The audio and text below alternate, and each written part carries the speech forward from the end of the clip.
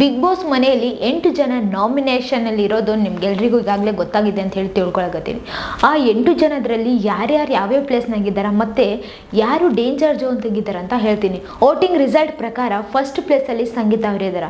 ಸಂಗೀತ ಅವ್ರ ಬಗ್ಗೆ ಹೇಳೋದೇ ಬೇಕಿಲ್ಲ, ಯಾಕಂತಂದರೆ ಅವರು ದಿನದಿಂದ ದಿನ ಹೆಚ್ಚಾಡ್ಕೊತ ಚೆನ್ನಾಗಿ ಆಡ್ಕೊತ ಎಲ್ಲರ ಮನಸ್ಸನ್ನು ಗೆಲ್ಕೊತ ಹೋಗ್ತಾ ಇದ್ದಾರೆ ಅಂತಲೇ ಎಲ್ರಿಗೂ ಗೊತ್ತಾಗಿದೆ ಅಲ್ವ. ಈಗಾಗಲೇ ತುಂಬ ಧೈರ್ಯವಾಗಿ ಆಡ್ತಾರೆ. ನಿನ್ನೆ ಅವ್ರ ಮನೆಯವ್ರು ಬಂದಾಗ ಕೂಡ ತುಂಬ ಇದೇ ಮಾತನ್ನು ಹೇಳಿದರು, ನೀ ಎಲ್ಲಿ ಕೂಡ ತಪ್ಪು ಮಾಡಿಲ್ಲ, ನೀನು ಕರೆಕ್ಟಾಗಿ ಆಡಕತ್ತಿದ್ದಿ, ಚೆನ್ನಾಗಿ ಆಡಕತ್ತಿದ್ದಿ, ಹಿಂಗೆ ಆಡು, ಅವ್ರ ಬಗ್ಗೆ ಇವ್ರ ಬಗ್ಗೆ ತಲೆ ಕೆಡಿಸ್ಕೊಳ್ಳೋದು ಏನು ಮಾಡ್ಕೋಬೇಡ, ತುಂಬ ಚೆನ್ನಾಗಿ ಆಡಕತ್ತಿದ್ದಿ, ಹಿಂಗೆ ಆಡು, ಟಾಪ್ 5 ಇರದೇ ಇರ್ತೀಯಾ ಅಂತ ಹೇಳಿ ಒಂದು ಮಾತನ್ನು ಕೂಡ ಅವ್ರ ಮನೆಯವ್ರು ಹೇಳಿದ್ದಾರೆ.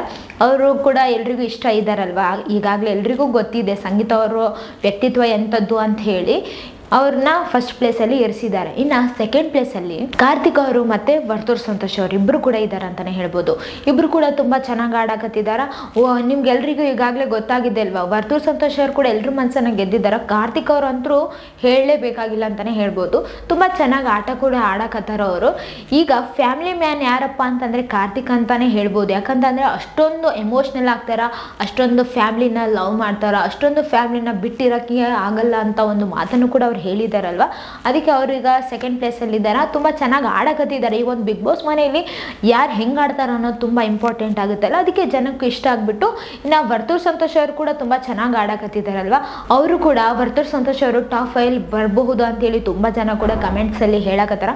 ನೋಡೋಣ ಯಾವ ಥರ ಆಗುತ್ತೆ ಅಂತೇಳಿ. ಇನ್ನು ಕಾರ್ತಿಕ್ ಅವರು ಮತ್ತು ವರ್ತೂರ್ ಅವರು 2ನೇ ಪ್ಲೇಸಲ್ಲಿ ಇದ್ದಾರೆ. ಇನ್ನು ಥರ್ಡ್ ಪ್ಲೇಸಲ್ಲಿ ಯಾರಿದ್ದಾರಪ್ಪ ಅಂದರೆ ವಿನಯ್ ಅವರು. ವಿನಯ್ ಅವ್ರ ಬಗ್ಗೆ ಹೇಳೋದೇ ಬೇಕಿಲ್ಲ, ಯಾಕಂತಂದರೆ ಅವರು ಕೂಡ ಈ ಮುಂದೆ ತುಂಬ ಸೈಲೆಂಟ್ ಆಗಿ ಆಡಕತ್ತಾರ, ತುಂಬ ಅಗ್ರೆಸಿವ್ ಆಗಿ ಆಡಂಗಿಲ್ಲ ಅನ್ನೋ ಒಂದು ಮಾತನ್ನು ಏನು ಹೇಳಿದ್ರು ಅದನ್ನ ಹಂಗೆ ಕಂಟಿನ್ಯೂ ಮಾಡಕತ್ತಾರ ಅಂತಲೇ ಹೇಳ್ಬೋದು. ಬಟ್ ಬಿಗ್ ಬಾಸ್ ಅವರು ಆ ಥರ ಅಗ್ರೆಸಿವ್ ಆಗೋ ಆಟಗಳನ್ನು ಕೂಡ ಕೊಡ್ತಾ ಹೋಗ್ತಾರೆ. ನೋಡೋಣ ಇದನ್ನು ಚಾಲೆಂಜ್ ಆಗಿ ತೊಗೊತಾರ ಅಥವಾ ಏನು ಒಂದು ಮಾತನ್ನು ಕೊಟ್ಟಿದ್ದಾರಲ್ವ ನಮ್ರತ ಅವ್ರಿಗೆ, ಅವನ್ನ ಮಾತನ್ನು ತಪ್ತಾರ ಇನ್ನು ಕರೆಕ್ಟಾಗಿ ಹಂಗೆ ಪಾಲಿಸ್ಕೊತ ಹೋಗ್ತಾರೆ. ನೋಡೋಣ ಏನಾಗುತ್ತೆ ಅಂತೇಳಿ.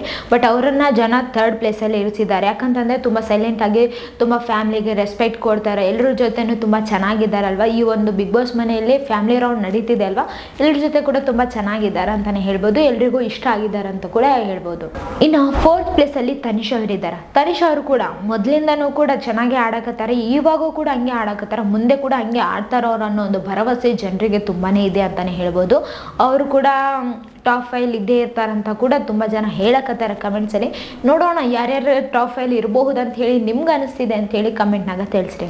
ಇನ್ನು 5ನೇ ಪ್ಲೇಸಲ್ಲಿ ತುಕಾಲಿ ಅವರು ಇದ್ದಾರೆ. ತುಕಾಲಿ ಅವರು ಈ ಮಧ್ಯೆ ಎಲ್ಲರ ಜೊತೆ ಚೆನ್ನಾಗಿದ್ದಾರೆ ಮಾತಾಡ್ಕೊತ, ಮತ್ತು ಸಂಗೀತ ಅವ್ರ ಮಧ್ಯೆ ತುಂಬ ರ್ಯಾಶ್ ಆಗಿ ಜಗಳ ಆಡೋದಾಗಲಿ ಇದೇ ನಡೀತಿತ್ತಲ್ವ ಬರೀ. ಇವಾಗ ತುಂಬ ಚಂದ ಫ್ರೆಂಡ್ಸ್ ಆಗಿದ್ದಾರೆ ಅಂತಲೇ ಹೇಳ್ಬೋದು. ತುಂಬ ಚೆನ್ನಾಗಿ ಫ್ರೆಂಡ್ಸ್ ಆಗಿಬಿಟ್ಟು ಈಗ ಒಬ್ಬರ ಮೇಲೆ ಒಬ್ರಿಗೆ ದ್ವೇಷ ಇಲ್ಲ ಅಂತ ಕಾಣಿಸಕತ್ತದ. ಬಟ್ ನಾಳೆ ಒಂದು ದಿನ ಬಿಗ್ ಬಾಸ್ ಅವರು ಟಾಸ್ಕ್ ಕೊಡೋದ್ರ ಮೇಲೆ ಗೊತ್ತಾಗುತ್ತೆ ಅವ್ರ ಮನಸ್ಸಲ್ಲಿ ಏನಿದೆ ಏನಿಲ್ಲ ಅಂತೇಳಿ. ಯಾಕಂತಂದರೆ ಮನಸ್ಸಲ್ಲಿ ಇನ್ನೂ ಈ ಒಂದು ಮನಸ್ತಾಪನ ಹಂಗೆ ಮನಸ್ಸಲ್ಲಿ ಇಟ್ಕೊಂಡ್ರೆ ಅದು ಕಂಟಿನ್ಯೂ ಆಗುತ್ತೆ ಅಂತಲೇ ಹೇಳ್ಬೋದು. ಬಟ್ ಅವಾಗಿಂದ ಅವಾಗೆ ಎಲ್ಲರೂ ಕೂಡ ಆಟ ಏನೇ ಇದ್ದರೂ ಕೂಡ ಆಮೇಲೆ ಆ ಒಂದು ಮಾತುಗಳು ಏನು ಆಡಿರ್ತಾರೋ ಅದರಿಂದ ಸಾರಿ ಕೇಳಿಕೊಂಡು ಒಬ್ರಿಗೊಬ್ರು ತುಂಬ ಚೆನ್ನಾಗಿದ್ದರೆ ಚೆನ್ನಾಗಿ ಅನಿಸುತ್ತೆ. ಬಟ್ ಇಲ್ಲ ಅಂತಂದರೆ ಆ ಒಂದು ಮಾತನ್ನು ಇವ್ರ ಮನಸ್ಸಲ್ಲಿ ಇಟ್ಕೊಂಡು, ಆ ಒಂದು ಆಡಿರೋ ಮಾತುಗಳನ್ನು ಅವ್ರ ಮನಸ್ಸಲ್ಲಿ ಇಟ್ಕೊಂಡು ಇದೇ ಥರ ಮಾಡಿದರೆ ಬಿಗ್ ಬಾಸ್ ಮನೆಯಲ್ಲಿ ಸ್ವಲ್ಪ ಮನಸ್ತಾಪ ಅಂತೂ ಗ್ಯಾರಂಟಿ ಇದ್ದೇ ಇರುತ್ತೆ ಅಂತಲೇ ಹೇಳ್ಬೋದು. ಬಟ್ ನೋಡೋಣ ಯಾವ ಥರ ಆಡ್ತಾರೆ ಅಂತ ಹೇಳಿ ತುಕಾಲಿ ಅವರು. ಇನ್ನು ಡೇಂಜರ್ ಝೋನ್ದಾಗ ಸಿರಿ ಅವರು ಮತ್ತು ಮೈಕಲ್ ಅವರು ಇದ್ದಾರೆ.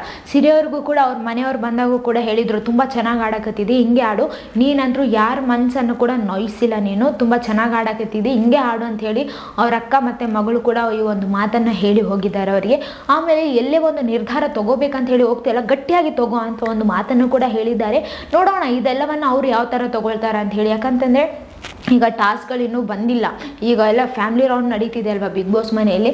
ಟಾಸ್ಕ್ಗಳು ಬಂದಾಗ ಇವ್ರ ನಿರ್ಧಾರಗಳೇನು, ಮನೆಯವ್ರು ಬಂದು ಏನು ಹೇಳಿದ್ದಾರೆ ಅದನ್ನು ಪಾಲಿಸ್ತಾರ ಅಥವಾ ಮರ್ತೋಗ್ಬಿಡ್ತಾರ, ನೋಡೋಣ ಏನಾಗುತ್ತೆ ಅಂತ ಹೇಳಿ. ಇನ್ನು ಡೇಂಜರ್ ಝೋನ್ದಾಗ ಸಿರಿ ಅವರು ಮತ್ತು ಮೈಕಲ್ ಅವರು ಇದ್ದಾರಲ್ಲ, ಮೈಕಲ್ ಅವರು ಬರ್ತಾ ಅವ್ರು ಅದೇ ಪ್ಲೇಸಲ್ಲಿ ಇದ್ದಾರೆ ಅಂತಲೇ ಹೇಳ್ಬೋದು. ಈ ವಾರ ಎಲ್ಲ ಏನೇನು ವೋಟಿಂಗ್ ರಿಸಲ್ಟ್ ಹೇಳಿದೆವೋ ಅದರಲ್ಲಿ ಎಲ್ಲದರಲ್ಲಿ ಕೂಡ ಮೈಕಲ್ ಅವರು ಡೇಂಜರ್ ಝೋನ್ದಾಗಿದ್ದಾರೆ. ಸಿರಿ ಅವ್ರಿಗಿನ್ನ ಕೆಳಗೆ ಇದ್ದಾರೆ. ನೋಡೋಣ ಈ ವಾರ ಹೋದ್ರೆ ಹೋಗಬಹುದು ಇರಬಹುದು, ಗೊತ್ತಿಲ್ಲ ಏನಾಗುತ್ತೆ ಅಂತ ಹೇಳಿ. ಯಾಕಂತಂದರೆ ನಾಳೆ ನಾಡಿದ್ದು ಕೂಡ ಟಾಸ್ಕ್ಗಳು ಯಾವ ಥರ ಬರುತ್ತೋ, ಯಾರ ಮನಸ್ಸನ್ನು ಹೆಂಗೆ ಹೇಳ್ತಾರೋ, ಮತ್ತು ಉತ್ತಮ ಯಾರಿಗೆ ಬರುತ್ತೋ, ಮತ್ತು ಆಮೇಲೆ ಕಳಪೆ ಯಾರಿಗೆ ಬರುತ್ತೋ, ಆಮೇಲೆ ಈ ಒಂದು ಬಿಗ್ ಬಾಸ್ ಮನೆಯಲ್ಲಿ ಹೆಂಗಾಗುತ್ತೋ ನೋಡ್ಕೊತ ಹೋಗೋಣ ಏನಾಗುತ್ತೆ ಅಂತ ಹೇಳಿ.